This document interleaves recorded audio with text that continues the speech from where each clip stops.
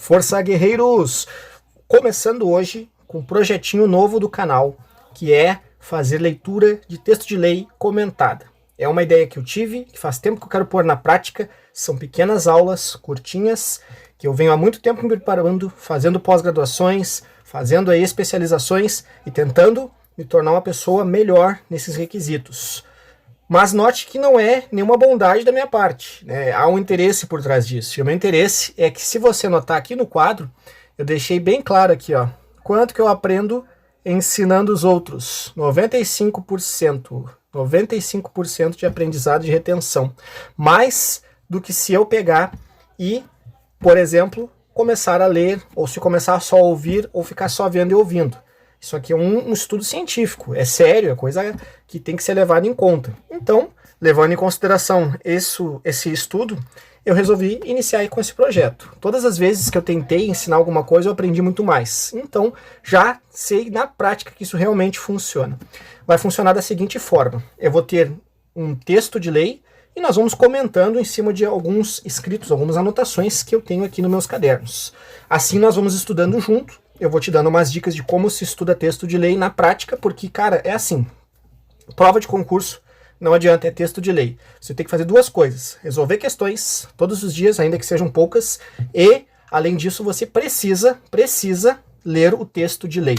Quando o seu edital indicar lá, Código Penal, artigos 1º a 60, ou de 1º a 120, enfim, parte geral, parte especial, quais os crimes, você não precisa procurar só videoaulas, procurar só aulas explicando o assunto. Você tem que ler o que está escrito lá no Código Penal. E onde é que você vai encontrar? No site do Planalto. Você não precisa ter vademecum, você não precisa gastar com livro, não precisa gastar com PDF. Você abre o site do Planalto, que vai estar 100% atualizado. Se houve uma atualização legislativa hoje, vai estar lá disponível. E você não fica para trás. Então é uma maneira de você estudar. Perfeito? Vamos tentar ver como é que funciona essa história? Estou fazendo isso aqui também por um detalhe. Andei vendo algumas aulas de cursinhos aí, em geral, e vi que muitos professores, parece que eles querem se exibir, uma coisa chata.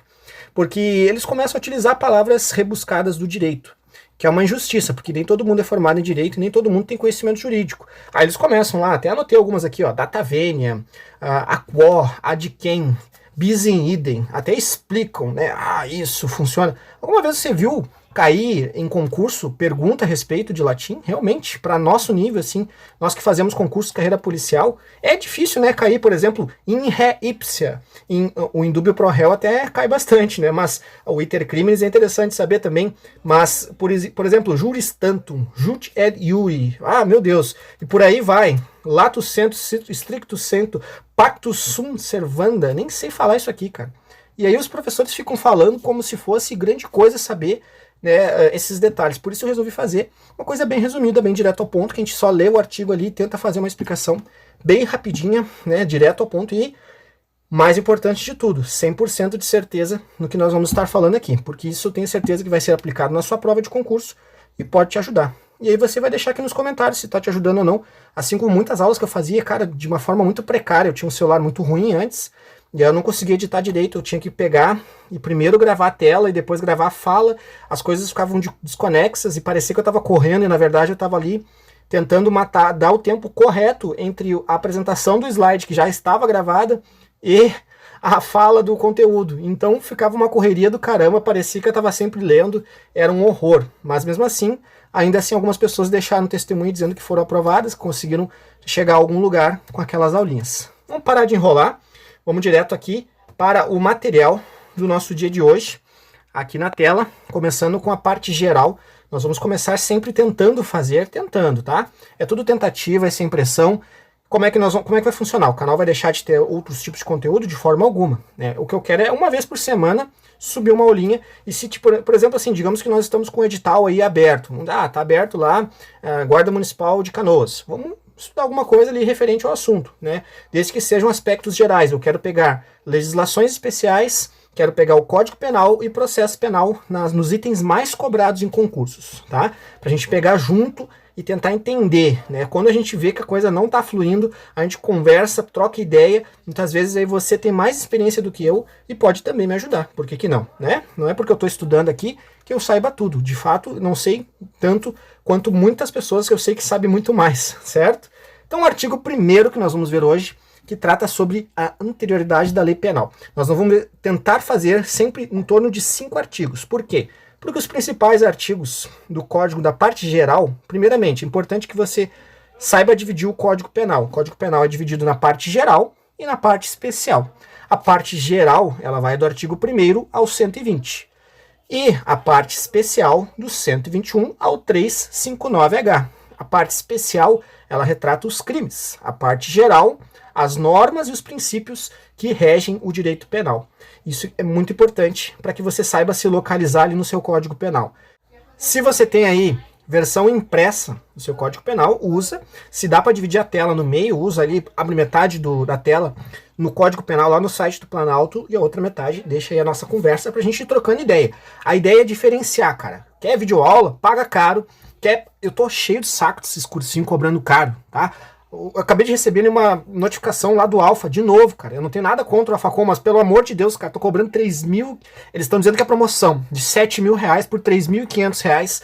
O super, não sei o que, 3.0 lá, me esqueci o nome do curso que eles estão vendendo. Cara, é uma loucura, tia. Quem é que tem condições de gastar 3.500 reais no meio de uma crise que nós estamos, sem nenhuma garantia de aprovação? Que depois pode ser, eu sei que o índice dos caras são bons, mas não é uma garantia, tu não pode, ninguém compra. Põe uma coisa na tua cabeça, não tem como comprar a aprovação. Você tem que pagar o preço, e o preço não é em dinheiro, o preço é em dedicação. Você tem que se dedicar, e se dedicar aqui, ó, texto de lei e questões, coisas que são muito mais baratas do que isso. Muito mais acessíveis, exigem mais de ti do que dos outros. Não adianta comprar o melhor curso, não adianta, porque o melhor curso tem os professores mais dedicados. Claro, os caras ganham bem para isso. Tem horas e horas de videoaula, tem diversos professores, diversas disciplinas, mas eles, entendeu, estão se dedicando porque eles estão sendo recompensados. E você, o que está fazendo? Adianta ficar pasmo vendo uma videoaula? Não, cara, tem que partir para a prática. Agora chega, minha revolta já baixou, já falei o que eu penso a respeito. O que diz aqui a anterioridade da lei? O artigo 1º nos fala o seguinte: não há crime sem lei anterior que o defina e não há pena sem prévia cominação legal. Você vai ver que sempre nos finais do texto você tem ali a redação por onde que foi dada. A redação dada pela Lei 7.209 de 1984. Então é o Código Penal depois da sua reforma. O Código Penal originário de 1940, ele sofreu uma grande reforma no ano de 84, onde esses artigos foram incluídos. Também tem umas disposições iniciais, que vocês vão ver que regem vários princípios do direito penal e que nós também vamos ter acesso aqui de alguma maneira. Primeira coisa que nós temos que notar aqui? Eu tô com medo de usar a minha canetinha aqui, mas vou tentar, porque se você notar, eu estou utilizando o celular. Então, é um risco, porque primeiro pode cair, porque o meu tripé quebrou e eu não tive dinheiro para comprar outro ainda, tá? Porque eu sou servidor público, recebo parcelado e é a coisa que não tá fácil, mas pode acreditar, tá bem melhor na minha vida do que antes na iniciativa privada. Artigo 1º, não há crime. Primeira coisa que você tem que ver. Tô tentando grifar aqui, não sei se vai dar certo. Crime sem lei anterior que o defina. Primeira coisa que você tem que entender é o vocábulo crime. Crime, a palavra crime, eu tô olhando para baixo porque eu tenho coisas anotadas aqui, tá? Então, se você começar a comentar aqui, tá lendo? Tô mesmo, cara, na cara dura, óbvio. Tu acha o quê? Que eu tenho memória de elefante? Eu vou lembrar tudo, então. Mas tô lendo uma coisa que eu preparei para você. A palavra crime, certo? No contexto em que está inserido aqui no artigo 1º, ela tem que ser entendida como uma infração penal. Por quê? Porque ela está englobando tudo. O que ela está englobando aqui? Ela resguarda também uma infração penal que é gênero, tá? O que é gênero? Que é crime e contravenção, certo? Dentro do crime, o crime aqui não está só como o crime em si. Não há crime sem lei anterior que o defina, mas ele está como um gênero completo, que dentro dele se encaixa o crime em si e a contravenção. Onde está a contravenção? Na Lei de Contravenções Penais, que é outra legislação que não está aqui e nós não vamos estudar hoje. Deixa eu tirar esses riscos vermelhos aqui que não ficaram bons.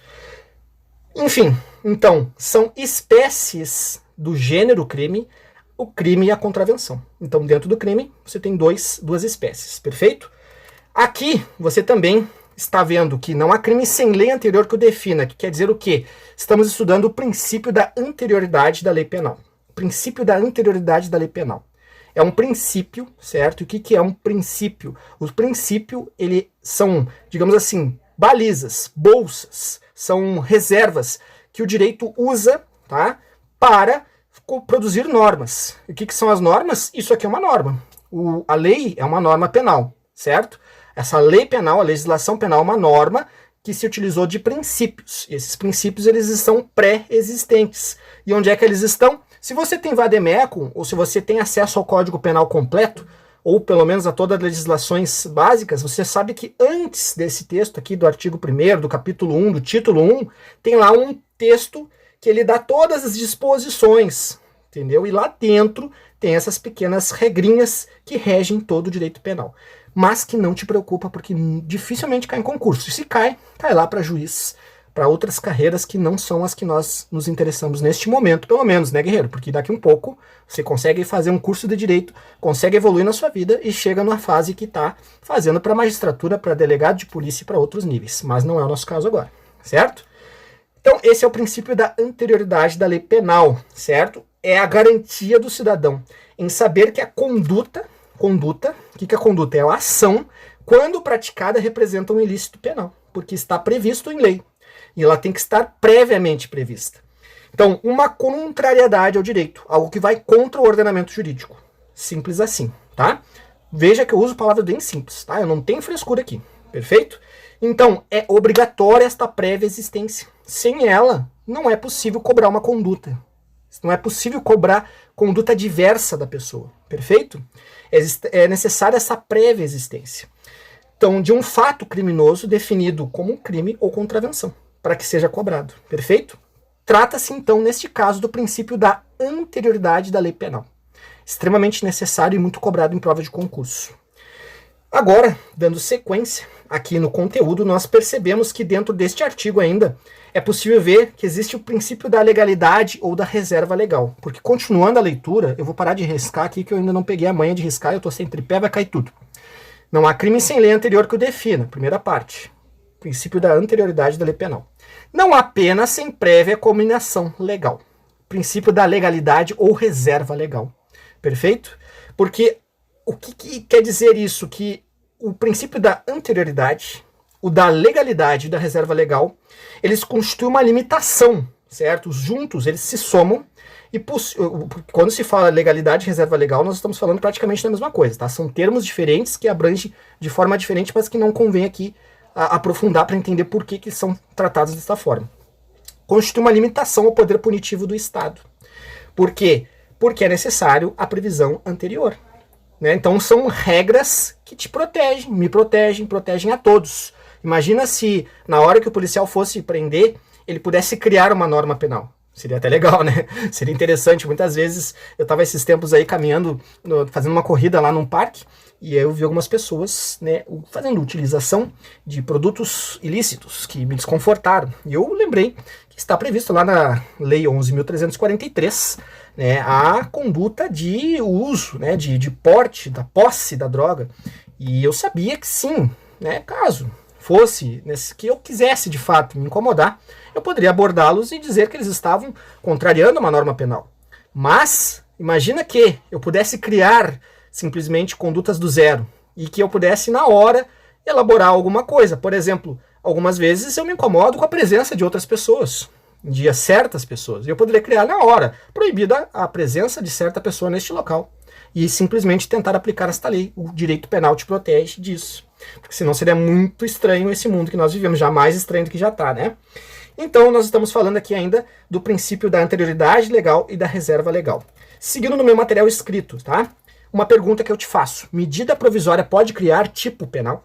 Sabe o que é medida provisória? Aquela que o presidente da República faz?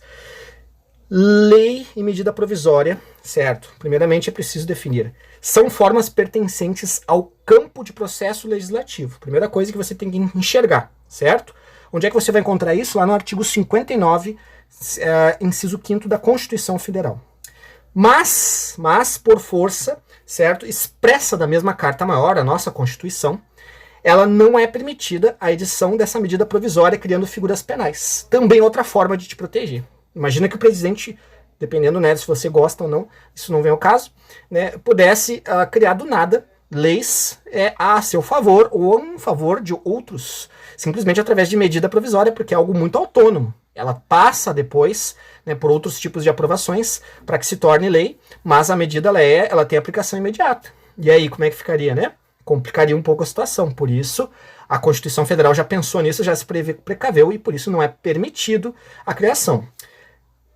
Revogação da lei criminal e os costumes, tá? É importante falar sobre isso. Uma vez em vigor, né, entra em vigor a lei penal será revogada por outra lei apenas. É assim que se revoga uma lei. De forma expressa ou de forma tácita. O costume em si, ele não serve para criar lei penal. Isso é importante que você saiba. Ou para revogar a lei penal. Não basta que o costume mude. Hoje em dia se costuma, né, até existe, né, alguns princípios que tratam a respeito disso, o princípio da adequação social, né, mas que não é o caso aqui. Para a criação da lei expressa, aquela que está escrita no papel, não funciona, tá? Nós vamos conversando ao longo das aulas, que vão ser várias. Eu vou criar uma playlist aqui separada, eu espero que você salve, pra gente ir conversando mais a respeito disso. Eu vou tentar, tá? Vou botar como objetivo. Eu tenho posto objetivos e eu tenho conseguido alcançar a maioria deles. Botei com o objetivo de fazer 1000 questões, consegui fazer em 30 dias. Botei o objetivo de começar a correr dia sim, dia não, tá lá eu correndo dia sim, dia não. Botei, tudo que eu fiz até agora tá dando certo, a quarentena tá sendo produtiva, apesar de que eu tô trabalhando direto, né? Função essencial não para. E aí, o que acontece? Vamos ver se a gente consegue produzir desse ponto também. Acho que do primeiro artigo é o que nós temos a extrair. Nós vamos agora para o artigo 2º. Você vai deixar comentários aqui dizendo como pode melhorar essa aula. O que pode ser feito para que nós possamos ser mais produtivos. Quem sabe se eu falar menos e for mais direto à aula, né? Ajuda. A lei penal no tempo. Artigo 2º. Ninguém pode ser punido por fato que lei posterior deixa de considerar crime. Lembra do conceito de crime? Cessando em virtude dela a execução e os efeitos penais da sentença condenatória. Novamente a lei que foi dada pela redação que veio a reformar o Código Penal. O parágrafo único nos diz ainda, a lei posterior, que de qualquer modo favorecer o agente, aplica-se a fatos anteriores. Princípio da retroatividade que nós já vamos conversar. Ainda que decididos por sentença condenatória transitada em julgado. Quer dizer que, se já transitou em julgado, que é transitar em julgado, chegou lá no fim da ação penal. Já houve lá uma sentença, já terminou, acabou. Ainda assim, ela retroage e beneficia. Agora nós vamos conversar aqui um pouquinho sobre esse artigo 2º. Vamos ver o que eu tenho anotado, tá? Eu vou fazer alguns cortes aí para não ficar tão longo, não, para a gente não ficar tanta conversa fora, tá? Princípio da irretroatividade. Primeiro é importante, nós estamos tratando sobre lei penal no tempo que está prevista no artigo 2º do Código Penal. Princípio da irretroatividade. A lei irretroativa. O dispositivo deste 2º artigo do Código Penal recai sobre os efeitos da lei penal no tempo e de sua vigência. Isso é importante que nós entendamos. Assim como qualquer lei, a norma penal tem sua vigência a partir da entrada em vigor. Então, quando ela entrou em vigência, ela passa a valer, certo? E seus efeitos se estendem, em regra, até quando a outra lei o revogue. Em regra, você vai ver que cabem exceções. Ela precisa ser revogada expressa ou tacitamente. Tá? Expressa, através de forma escrita, ou tacitamente lá dentro do texto de lei de alguma outra forma. Perfeito? A regra é que a lei penal é irretroativa, de regra ela não retroage, certo? Assim como expresso na primeira parte do inciso ali do artigo 5º da Constituição Federal, que diz a lei penal não retroagirá, porém ela tem uma ressalva. Ocorre que o mesmo inciso ainda fala o seguinte, salvo para beneficiar o réu. Então existe uma exceção, entendeu? Existe uma exceção, ela tem uma ressalva. Temos a seguinte exigência, tá? O fato cometido sob a vigência de uma determinada lei será por ela regulado, certo? Até que nova lei que revogue essa que está em vigor, na data do fato passe a valer. Não será aplicado o sujeito ativo do delito, exceto se lei nova, no caso, for mais benéfica que a lei anterior. Então, só existe essa possibilidade de retroatividade, quando a lei for benéfica. Existem algumas outras exceções que nós vamos conversar, que estão previstas aqui e que trazem essa diferença, que é a extratividade da lei penal. Então, nós temos dentro da extratividade da lei penal, extraatividade. Então, extra, fora da atividade. Então, ela age ultrativamente, olha o nome, ultrativo, tá, para frente, e retroatividade. Então, o tipo de extratividade da lei penal, então só para você pensar um pouquinho, extra é algo que vai além do que foi determinado, certo? Além. A lei dizia uma coisa, além disso ela agiu extramente. além do que foi estabelecido. A lei penal apresenta duas espécies de extratividade, a ultratividade e a retroatividade. Isso você leva para a prova de concurso, tá? Que cai e muito, tá sempre no edital de todas as carreiras policiais, de guarda municipal, polícia civil, polícia federal, polícia rodoviária federal. O que você for fazer vai ter essas benditas ultratividades, e, aliás, essas benditas extratividades, né? Não ultratividades. Então, ultratividade, emprega-se a ultratividade quando? Da lei penal, quando a lei que revogada permanece, tá? Gerando os efeitos. A lei que foi revogada permanece gerando os efeitos. Quando? Como é que pode acontecer isso? Para aqueles que cometeram uma conduta durante a sua vigência. Então, durante a vigência da lei, foi cometida uma conduta, tá? E dentro de alguns casos específicos, tá? Essa competência de lei revogada ocorre em face de uma nova lei. Como é que é o nome da nova lei? A lei revogadora. Ser mais maléfica ou menos benéfica ao agente, tá? Então, se a lei nova é pior, ou se a lei nova ela é maléfica, ela é, de qualquer forma, ela prejudica o réu, aquela lei anterior é que vai estar valendo, certo? É como se a lei tivesse morto, que durante os fatos, se foi ocorrido o fato durante a vigência da lei, importante isso, tá? Durante a vigência da lei ocorreu um fato. Após esta lei, lei pior, lei mais benéfica, né, a lex gravior, que eles adoram falar, né, a lei imperjus, né, prejudica o réu, que prejudica de alguma forma. Então ela veio e aí a ultratividade aconteceu porque justamente a lei anterior era mais benéfica, entendeu? Nesta forma houve ultratividade. Exemplos, vamos dar um exemplo aqui para ficar mais claro. O sujeito pratica uma conduta criminosa sob vigência de uma lei, certo? Logo depois entra uma nova lei, certo? Revogando a lei anterior. Olha só que loucura. E de caráter mais gravoso, uma lei pior, tá? Para o réu, importante, não para a vítima, tá? Uma pena maior ou um regime de cumprimento de pena mais severo, por exemplo, ajuda a entender.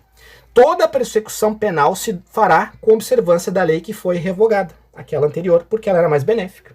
A lei revogadora somente se aplicará aos fatos cometidos a partir da sua entrada em vigor. Então a nova lei, por ser pior, só daquelas pessoas que cometerem atos ilícitos a partir do momento que ela entrou em vigor. Aqueles que cometeram na vigência da lei anterior, a ultratividade vai beneficiá-los, porque a lei foi mais benéfica para eles. Compreendido? Se não entendeu, deixa no comentário, eu preciso melhorar nessa questão, você precisa me ajudar. Perfeito? A retroatividade, por sua vez, como que acontece? Ela acontece assim, como vimos acima ali, nós vimos um pouco antes, né? O princípio da retroatividade vem estampado lá no artigo 5º, importante. A Constituição Federal é irmã do Código Penal, você precisa estudar direito constitucional da mesma forma que estuda o direito penal, tá? Porque eles são irmãos. Então, o que diz lá? A lei penal, como regra, é retroativa, nós já vimos, admitindo-se que só retroaja, palavras complicadas, né? Se for benéfica ao réu, tá? Porém, o parágrafo único deste artigo 2º diz o quê? Com a redação atual dada pela lei lá de 84, impõe a observância da retroatividade da lei mais benéfica sempre, certo? Não importa o fato criminoso, não importa que esse fato criminoso tenha sido cometido sob a vigência de outra lei, sempre o mais benéfico vai ser observado. Tendo sido esta revogada por lei posterior mais benéfica, certo? Aplica-se, e como se é a lei menos gravosa, né, já existisse à época, aplica-se neste caso a retroatividade, ela vai retroagir, que sempre o réu tem que ser beneficiado. Vai retroagir para beneficiar o réu neste caso. Então, explicada a ultratividade, quando uma outra lei foi pior. E aí no outro caso, e quando essa lei anterior, ela vai retroagir. Então, aquela outra lei está retroagindo. Deu para entender? Eu não consegui desenhar aqui, infelizmente, mas eu acho que deu para entender, né? A lei anterior, a lei anterior, que era aquela que foi revogada, ela está no seu princípio da ultrativa, ela está ultragindo, né, para beneficiar. E a outra lei, ela retroage caso ela seja melhor, entendeu? Digamos que a nova lei seja melhor, neste caso. Eu acho que aqui está tudo explicado. Qual é a exceção à retroatividade da lei? No próximo artigo 3º, nós vamos ver uma exceção, certo? Existe uma exceção à regra que, no caso, que beneficiando o réu, a lei nova que deve retroagir. Então, calma que nós vamos chegar lá. Temos então uma questão fundamental aqui que tem que ser levada em consideração. E nos crimes permanentes, como é que funciona? E no crime continuado? É aí que o concurso te pega, né? Porque é aí que eles gostam de perguntar. No crime permanente, tá? O que é o crime permanente? Primeira coisa, é aquele que a ação do sujeito se estende no tempo, se protrai, se prolonga, né?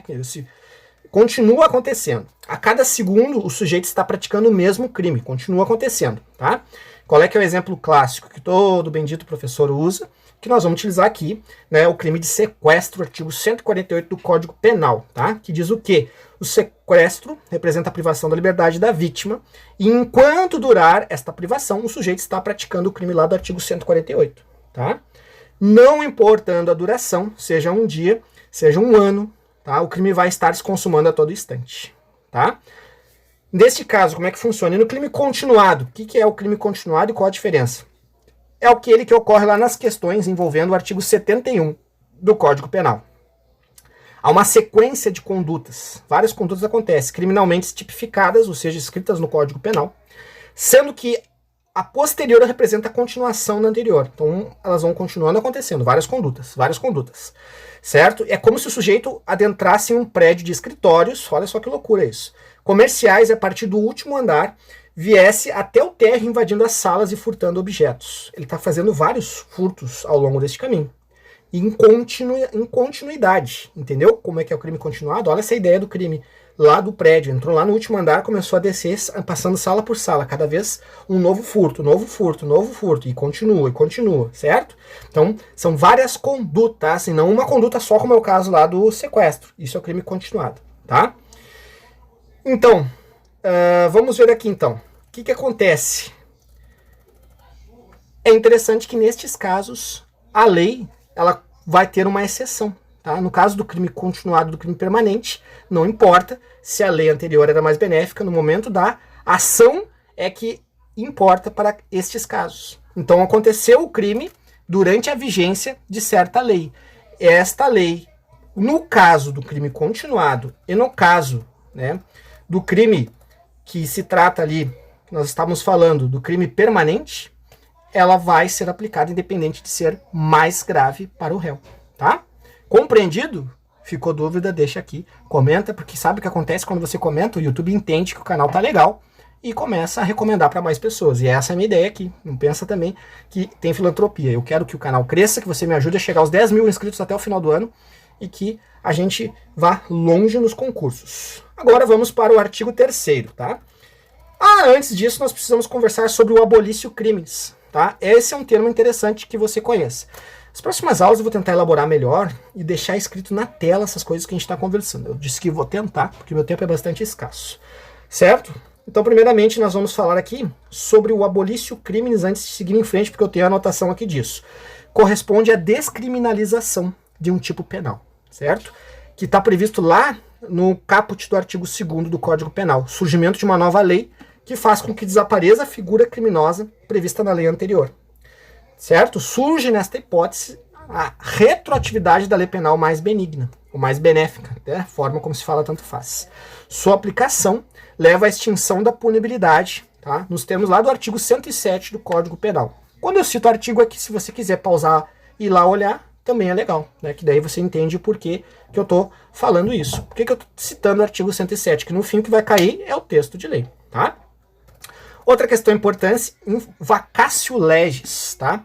Que são princípios, são detalhes que você precisa entender para a gente continuar conversando. Sem esses princípios, apesar de serem palavras em latim que eu não gosto muito, né? Apesar de ser um termo chato, e eventualmente o examinador pode vir ali com uma perguntinha nesse sentido, tá? O que isso tem a ver? Vacatio legis e a aplicação no tempo, da lei penal no tempo, tá? A lei, quando publicada, certo? Quando ela foi publicada no Diário Oficial, lá saiu, virou oficial, pode ter sua data de entrada em vigor no momento da publicação, tá? Ou silenciar. Ela não diz quando vai acontecer. Quando da entrada em vigor, ou ainda estipular uma data futura. Ela pode não dizer quando está entrando em vigor, ela pode dar uma data, tá? Ou ela pode simplesmente ser publicada. E pronto, tá? Então isso que é importante. O que é o vacatio legis? É o período da publicação até a entrada em vigor. É isso que você tem que entender, certo? Ao período da publicação e entrada em vigor da lei, dá-se o nome de vacatio legis, portanto. Então, vacatio da lei, vacatio ou lei vaga, vacatio legis é isso, tá? Vacância da lei, isso, na verdade, não vacatio da lei. Fui explicar e piorei a situação. Corresponde ao espaço de tempo, então, né, em que ela se torna conhecida, a publicação da lei, tá? E a sua obrigatória observância, ou seja, entrada em vigor. Olha quanta coisa a gente já está vendo aqui só no artigo 2º, né? Que loucura. Como o Código Penal é rico, né? Bom, vamos continuar aqui então. A questão se coloca, estando uma lei, olha só que interessante, que se mostra mais benéfica do que a lei em vigor, em período de vacatio legis. Ela é mais benéfica, mas ela está no vacatio, ela não entrou ainda, tá? Poderia ser aplicada aos crimes cometidos na vigência da outra lei, que será revogada no tempo marcado pela nova lei? Uma pergunta, tá? Uma pergunta bem evoluída, aliás. E a lei que se encontra em vacância, como é que fica, tá? A resposta disso é, embora ainda não possa ser considerada lei em sentido estrito, né? Ela não está valendo no ordenamento ainda, ela representa a vontade do Congresso Nacional. Tá? É a vontade do legislador, é a vontade do povo, né? É essa a verdade. E segundo a doutrina dominante, importante que nós vamos conversar bastante sobre, né, esse negócio de doutrina dominante, né? Vai ver muito sobre STJ, STF, mas a gente vai explicando dentro do possível, tá? Aplicável sua disposição mais benéfica antes da entrada em vigor. Então é possível sim, tá? Porque já é a vontade, então vai acontecer, perfeito? Vamos passar aqui para o artigo 3º, que diz sobre a lei excepcional ou temporária, que é aquela exceção que eu falei lá atrás para você. O artigo 3º nos diz o quê? A lei excepcional ou temporária, embora decorrido o período de sua duração ou cessadas as circunstâncias que a determinaram, na verdade, aplica-se ao fato praticado durante a sua vigência. Deixa eu tomar uma água aqui que eu tô quase tossindo. Melhorou. Então, vamos ler de novo. Artigo 3º diz assim, a lei excepcional ou temporária, nós já vamos ver o que é lei excepcional e temporária, tá? Embora decorrido o período de sua duração ou cessadas as circunstâncias que a determinam, aplica-se ao fato praticado durante a sua vigência. Cara, isso aqui é bem para quem tá começando, né? Você viu, né, que tá bem mastigado e pode ser que também você já tenha caminhado um pouquinho, que revisar, então pode te ajudar também, quem sabe, né? Primeira coisa, lei excepcional ou temporária. O Código Penal criou essas figuras, tá? Dando elas um caráter temporal de vigência, ou seja, não é para sempre, é durante um tempo. Primeira coisa importante a se levar em consideração. Em regra, tá, uma lei em vigor perde sua vigência quando outra lei entra e derrogue uma implícita ou tacitamente revogação da anterior, tá? E isso é importante. Nessas duas hipóteses ocorre uma autorrevogação. Ou seja, a própria lei deixa de ser aplicada quando cessadas as circunstâncias que a determinaram. Perfeito? Uma lei excepcional, tá? Neste caso, ou quando foi decorrido o tempo de sua duração, uma lei temporária, tá? Então a diferença entre lei excepcional e uma lei que é excepcional. A palavra está dizendo, não tem muito o que falar. É isso mesmo, é uma lei diferente que está ali por um certo tempo previsto. E a lei temporária é durante o tempo de duração, tá? Uma lei excepcional, condições excepcionais, lei temporária durante um tempo, tá? Isso é importante. Então, continuando aqui na explicação, a lei excepcional é posta em vigências em valia, tá? Por exemplo, de comoção pública em situações anormais da vida social. Nós estamos num período em que alguns municípios já estão publicando leis excepcionais, tá? Alguns municípios já estão. Exemplo de coisas anormais que acontecem: enchentes, né, que desalojam os habitantes de uma determinada área, guerra, revolução, né, desabastecimento de determinado produto, pode acontecer. Digamos que, olha só a historinha aqui que eu deixei. Digamos que uma cidade ocorra um acidente e que os habitantes são obrigados a deixar suas casas, como ocorreu na cidade lá de Mariana, em Minas Gerais, tá? Lá naquela situação bem recente. Em razão dessa anomalia, tem início uma onda de saques a casas abandonadas, né? A fim de, certo? Com a intenção de impedir furtos, entra em vigor uma lei dobrando a pena do crime, né, de furto. No caso, vai ser lá, ou não vai ser, como vai ser uma... Eu até falei de lei municipal aqui, mas vamos esquecer, tá? Esquece, porque quem vai fazer essa lei vai ser lá no Congresso Nacional, ela não pode ser feita só regional. Entra então uma lei lá em vigor, dobrando a pena do crime de furto naquelas situações, né? No artigo 155, por exemplo, com a pena que tem abstrata, ela fica dobrada, tá? É um exemplo de lei excepcional. Então, logo a situação se normalize, a lei excepcional deixa de ter vida e termina, perfeito? Depois nós temos a lei temporária. A lei temporária, por sua vez, é a lei que, quando entra em vigor, tá, já apresenta a data final, já tem data para terminar. Já vai acabar, logo em seguida, logo no fim de sua vigência, tá?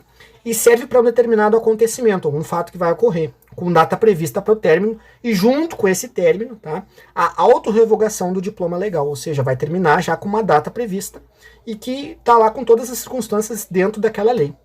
Uma lei que aconteceu e era temporária, por exemplo, foi a lei da Copa, lá, né, em 2012 ela foi publicada, que tipificava algumas condutas lá bem diferentes, né? Então, se você quiser consultar, o número da lei é 12.663, de 5 de junho de 2012. Dá uma consultada que você vai ver, entender bem o conceito de lei temporária, tá? E aí, com relação à ultratividade, né, das leis excepcionais e temporárias, elas são ultrativas sim, tá? Conforme o artigo, né, 3º ali do Código Penal que nós estamos vendo, está aqui na sua tela, tá? A lei penal neste caso, aplica-se ao fato praticado durante a sua vigência, certo?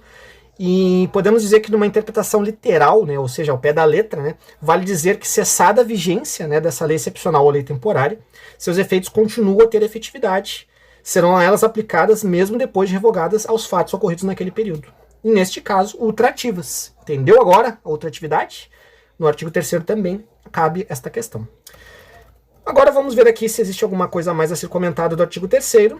Deixei mais um monte de anotações, mas como aqui é direto, temos a questão da norma penal em branco, né? E depois nós vamos ver melhor sobre isso, o que é a norma penal em branco. Existe uma questão do direito intertemporal ali, mas depois eu explico. Calma que a gente vai chegar lá nos artigos que a gente consegue falar, né? Só para você entender, então a lei penal em branco ela necessita de outra norma para complementar o preceito primário, então uma norma complementar, tá? Só isso a gente vai ver depois de por que ela tem relação com o artigo 3º, mas relaxa aí que a gente vai ter bastante tempo para conversar sobre isso.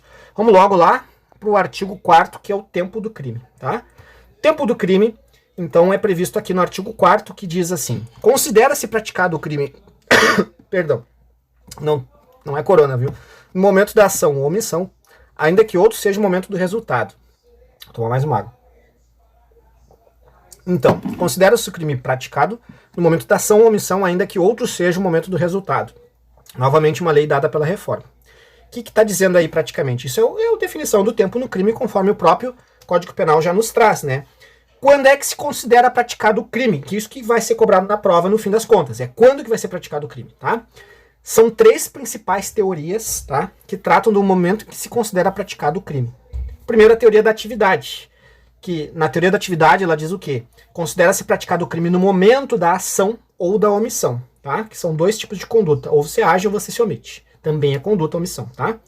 O momento da conduta comissiva ou omissiva, que também é conduta. Primeira coisa que você tem que entender, que quem se omite está tendo uma conduta, tá? Ela não está agindo, tá?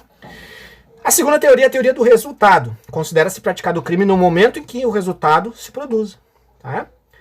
E a teoria mista ou ubiquidade, e essa que você tem que saber, decora esse saltado, é que é considerado como tempo do crime tanto o momento da ação ou omissão, perfeito, quanto o momento do resultado. E o nosso Código Penal claramente adotou a teoria da atividade, certo? Ou seja, é considerado praticado o crime no momento da ação ou omissão, certo? Isso é importante que você tenha em mente e leve sempre para a sua prova. Essa teoria foi adotada claramente, porém existe a questão da teoria mista ou ubiquidade que nós já vamos ver. Calma aí, é uma coisa de cada vez. A teoria mista da ubiquidade também tem sua vez lá nas suas provas, você vai ver agora. Relevância do tempo no crime. Primeira questão, tá, da relevância que diz respeito à aplicação da lei penal, em caso de ter sido realizada atividade criminosa na vigência de uma lei, certo? E o resultado dessa conduta ocorrer na vigência de outra lei, importante levar em consideração, nós temos que considerar uma seguinte hipótese. Por exemplo, um menor de 18 anos, tá, 18 anos, desfecha um tiro contra uma vítima com a intenção de matá-la. Ele tinha intenção de matá-la, tá? Essa vítima é socorrida, internada e vem a falecer 60 dias depois, sendo que certo que o menor completou 18 anos 30 dias. Olha só, essa é bem questão de concurso, tá? 60 dias se passaram, 30 dias depois do fato, o menor completou 18 anos, e aí o que acontece? Ele com 18 anos, antes de 18, ele é inimputável. E após os 18, ele é possível imputar um crime a ele, né? O menor de 18 não comete crimes, comete, né, lá as infrações, né? Então, ato infracional, certo? Agora, o que acontece nesse caso? Quando da conduta o autor era inimputável, mas na data do resultado era imputável. Conduta de um lado, resultado do outro, certo? Qual é a solução para isso? Aplica-se a lei da parte geral do Código Penal, lá no artigo 27, que nós vamos ver lá na frente, tá? Ou outra parte que trata dos crimes e das penas, lá no artigo 121, tá? Mas a resposta em si está aqui no artigo 4º, tá? No momento da ação, o sujeito era inimputável. Pronto, no momento da ação, o sujeito era inimputável.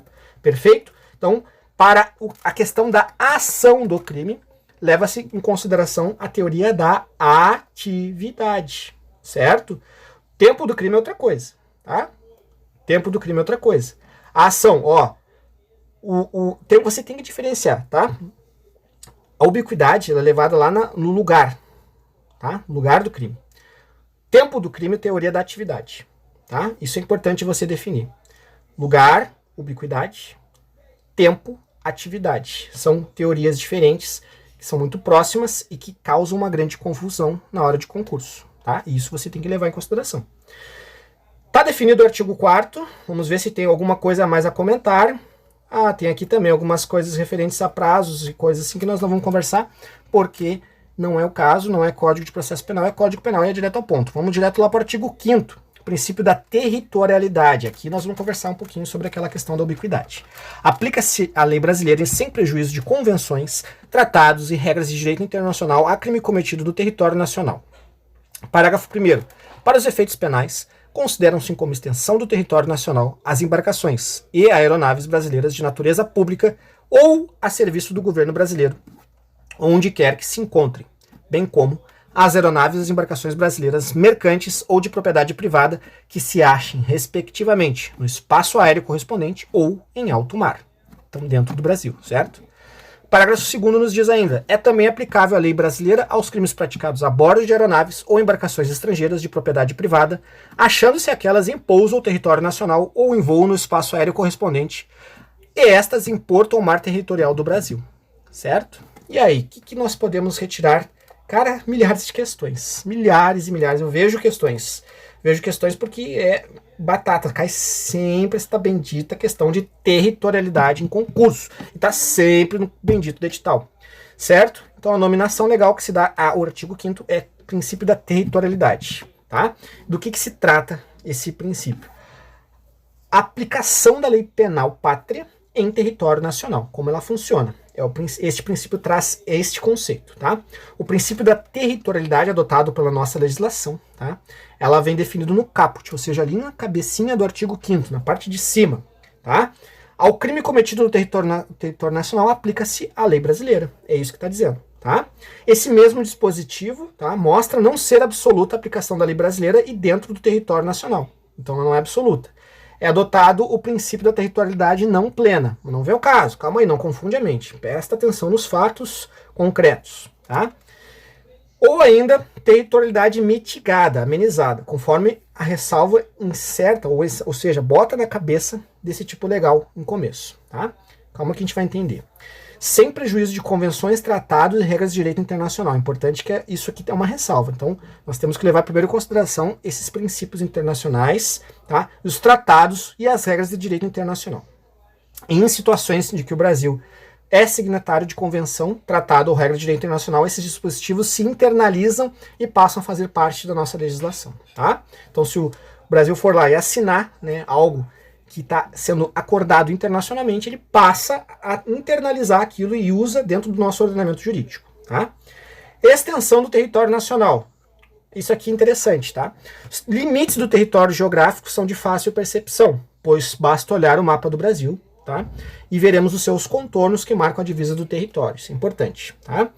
Brasileiro com outra nação, onde tem a divisa, terminou o Brasil. Tá? Ocorre que o território brasileiro jurídico ele vai além desses limites, estendendo-se, tá? Ele vai além.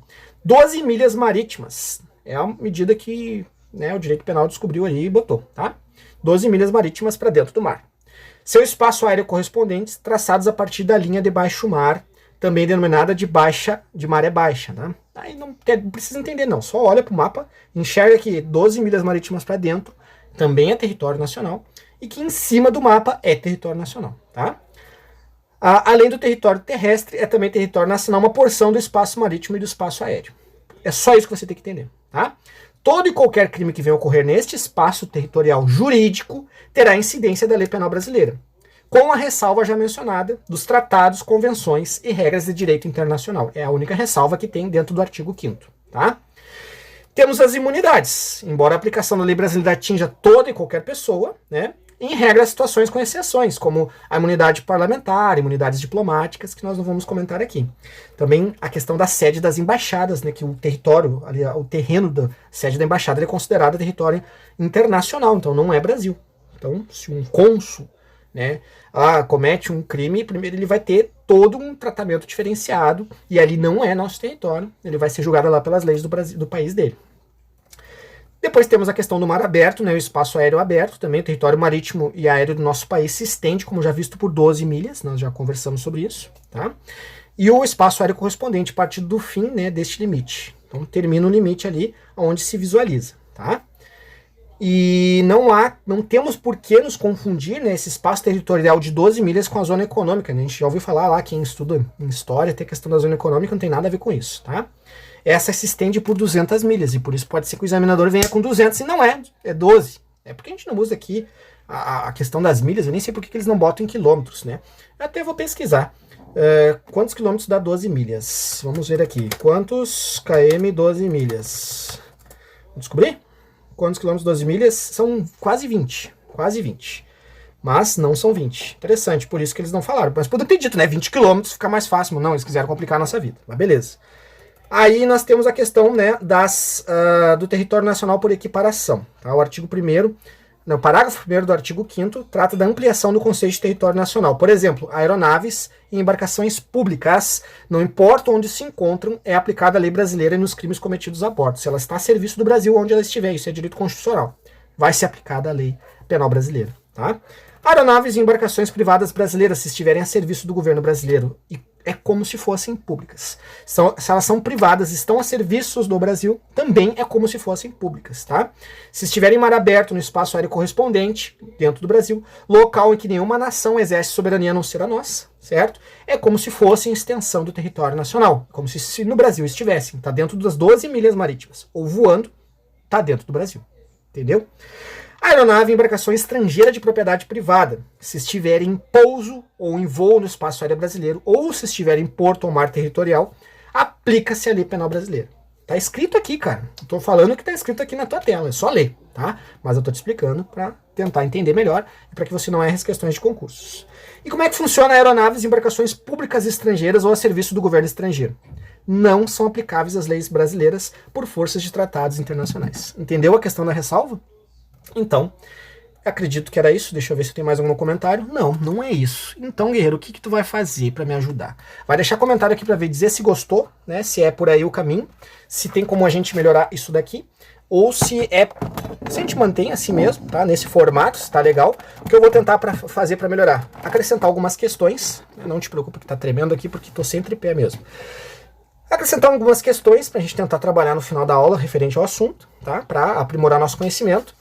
Além disso, tudo isso que eu comento, vou tentar jogar na tela, até para ficar mais fácil, né, a gente conversar, e para depois, se você entrar para o nosso grupo de estudos, eu conseguir disponibilizar o arquivo em PDF. E aí, curtiu? Se curtiu, deixa aí para nós, compartilha com todo mundo que está estudando e vamos estudar junto, porque 2020 é o nosso ano, vai passar o corona e vai voltar aos concursos e você vai arrebentar, e eu vou tentar te ajudar da melhor forma possível. Feito, guerreiro?